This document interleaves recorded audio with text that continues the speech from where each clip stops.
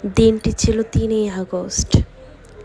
কোনো ভিডিও করার ইচ্ছে ছিল না, তো দিদি বলতেছিল একটা ভিডিও করে রাখ, স্মৃতি হিসেবে রয়ে যাবে। এর জন্য মূলত ভিডিওটা করা হয়েছিল। এই দিনটা ভোলার মতো না। আমি আমার লাইফের সব থেকে বেস্ট জিনিস এই দিন আমি হারিয়েছি। তোমার রেখে যাওয়া হাজারো স্মৃতি আজও এই বাড়িতে ছড়িয়ে ছিটিয়ে আছে, শুধু নেই তুমি। মা, তুমি শুধু আমাদের মা ছিলে না, তুমি ছিলে আমাদের প্রেরণা, আশ্রয়।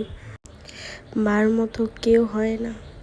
আজ প্রতিনিয়ত প্রতিটা ক্ষেত্রে তোমার এই কথাটা বুঝতে পারতেছি।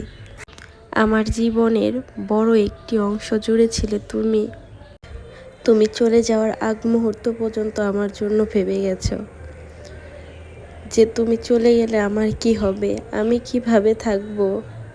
অথচ দেখো, ভাগ্যের কি পরিহাস, আজ 2টি বছর হয়ে গেল তুমি চলে গেছো। তোমার মতো করে আমাদের কেউ ভালোবাসে না মা।